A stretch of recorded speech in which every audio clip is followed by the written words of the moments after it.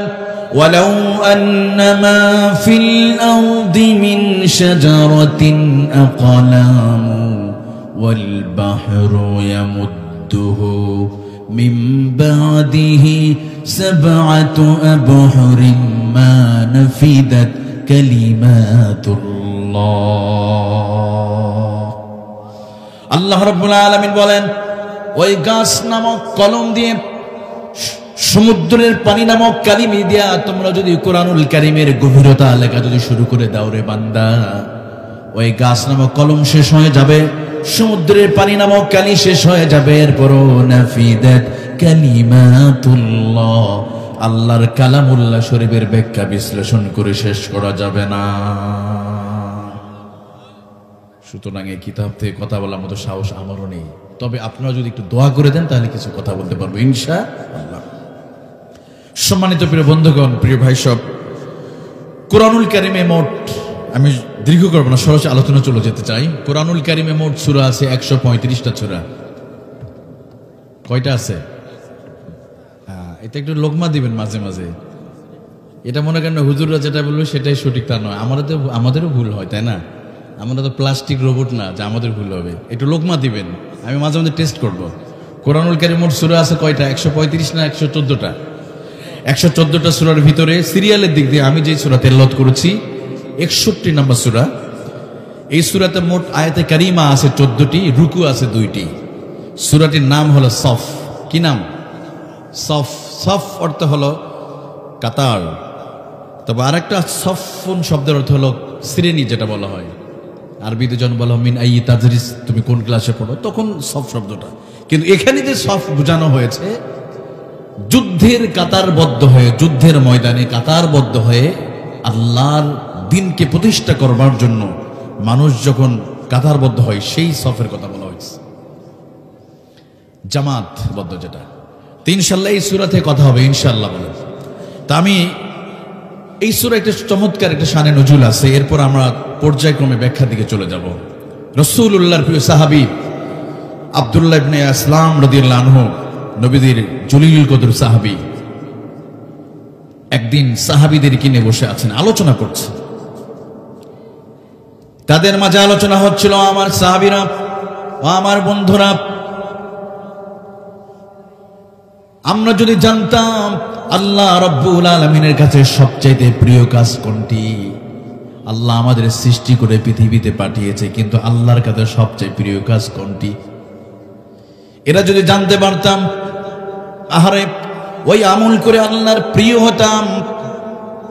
আইয়ুল আমালি আহাব্বু ইলাল্লাহ, আল্লাহর কাছে সবচাইতে প্রিয় আমল কোনটি? সাহাবীদেরকে নিয়ে রাসূলুল্লাহর সাহাবী জলিলুল কদর সাহাবী আব্দুল্লাহ ইবনে আসলাম তিনি আলোচনা করতেছেন, কিন্তু কোন সাহাবীর সাহস নেই নবীজির কাছে গিয়ে প্রশ্ন করা, ইয়া রাসূলুল্লাহ, কোন আমলটি আল্লাহর কাছে প্রিয়? এমন সময় নবীজি মুহাম্মদুর রাসূলুল্লাহ সাল্লাল্লাহু আলাইহি ওয়াসাল্লাম তিনি বুঝতে পারলেন আল্লাহ তাআলা নবীকে ওহীর মাধ্যমে জানিয়েছে, নবীজি আপনার সাহাবীদের মাঝে আলোচনা হচ্ছে আল্লাহর কাছে আইয়ুল আমালি আহাব্বু ইলাল্লাহ, আল্লাহর কাছে সবচেয়ে কোন আমলটি প্রিয় তারা জানতে চায়। নবীজি এই মুহূর্তে আপনি তাদের উপর আমি সূরাতুস সফ নাজিল করে দিলাম, জোরে কন্যা সুবহানাল্লাহ। আল্লাহ রাব্বুল আলামিন নাজিল করে দিলেন।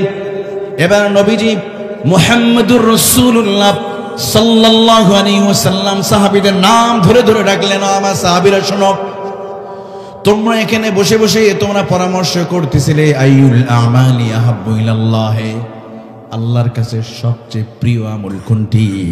তবে শুনে রেখে দাও, এই মুহূর্তে ওই আকাশ আর জমিনের মালিক আল্লাহ রাব্বুল আলামিন এই মুহূর্তে আমাকে কোরআনে আয়াত নাযিল করে দিয়ে আল্লাহ তাআলা জানিয়ে দিয়েছে, চিল্লায়ে কন্যা সুবহানাল্লাহ, ইন্নাল্লাহা ইউহিব্বুল্লাযীনা ইউকাতিলুনা ফী সাবিলিহি সাফফান কাআন্নাহুম বুনয়ানুম মারসুস।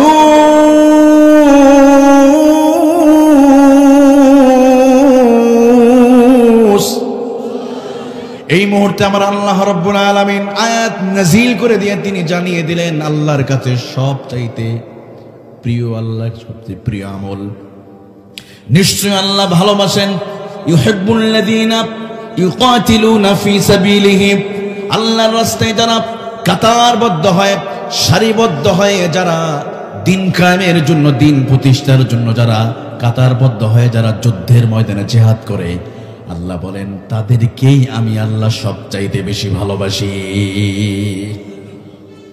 বুঝে থাকলে বলতে হবে আল্লাহ সবচাইতে কাদেরকে বেশি ভালোবাসে? জান মাল দিয়ে আল্লাহর রাস্তায় দিন প্রতিষ্ঠার জন্য যারা প্রাণান্তকর ভাবে যারা চেষ্টা করে, আল্লাহ তাদেরকেই ভালোবাসে। সুবহানাল্লাহ বলেন। এটা হলো আয়াতের শানে নজুল। আমরা আয়াতের ব্যাখ্যার দিকে চলে যাব। আমরা মহান মুনিবের কাছে সাহায্য নিয়ে আমরা শুরু করি। সকলে বলি আউযু বিল্লাহি মিনাশ শাইতানির রাজিম, বিসমিল্লাহির রাহমানির রহিম। সাব্বাহা লিল্লাহি মা ফিস সামাওয়াতি ওয়া মা ফিল আরদ। আল্লাহ রাব্বুল আলামিন সূরাতুস সাফ শুরু করলেন আল্লাহর প্রশংসা করার মধ্য দিয়ে। আল্লাহ তাআলা বলেন সাব্বাহা লিল্লাহি মা ফিস সামাওয়াতি ওয়া মা ফিল আরদ। আমার প্রিয় ভাইয়েরা, কোরআনুল কারীমে দেখবেন একাধিক সূরা শুরুতে কখনো ইউসাব্বিহু লিল্লাহি মা ফিস সামাওয়াতি ওয়া মা ফিল আরদ। কোন কোন সূরা শুরুতে আল্লাহ তাআলা তাসবিহ দিয়ে আল্লাহ শুরু করেছে। ঠিক এখানে আল্লাহ শুরু করলেন আল্লাহর প্রশংসা দিয়ে। সুবহানাল্লাহ বলেন। আল্লাহ তাআলা আকাশ আর জমিনের একমাত্র সৃষ্টিকর্তাকে। আকাশ আর জমিনে তাসবিহ আদায় করে কার? সাব্বাহা লিল্লাহি মা ফিস সামাওয়াতি ওয়া মা ফিল আরদ। জমিনে, এই ভূমণ্ডলে আর সুবিশাল আসমানে সবকিছু তাসবিহ আদায় করে কার?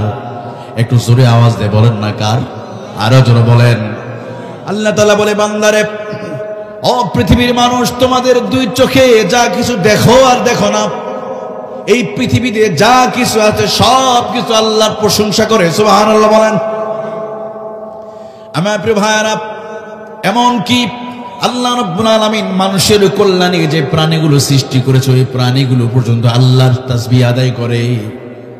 শুধু তাই নয়, যে গাছ আছে গাছগুলো আল্লাহর প্রশংসা করে।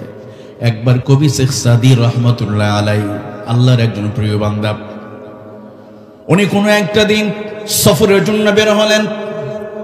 কবি শেখ সাদী রহমতুল্লাহ আলাইহি সফর সঙ্গী ছিল তার সাথে। তারে নিয়ে তিনি বের হলেন আর বললেন, ও আমার সফর সঙ্গী খাদেম, শুনে রাখো, আমার ইস্তিনজার প্রয়োজন হয়েছে, তুমি একটু বসে, আমি একটু জঙ্গলে গিয়ে আমি একটু প্রস্রাব করে আসি। কবি শেখ সাদী বলছেন, তুমি একটু অপেক্ষা করো, আমি একটু জঙ্গলে গিয়ে আমার হাজতটা পূরণ করে আসি। আল্লাহর প্রিয় বান্দা কবি শেখ সাদী রহমতুল্লাহ আলাইহি জঙ্গলের মাঝে প্রবেশ করলেন ইস্তিনজা করার জন্য।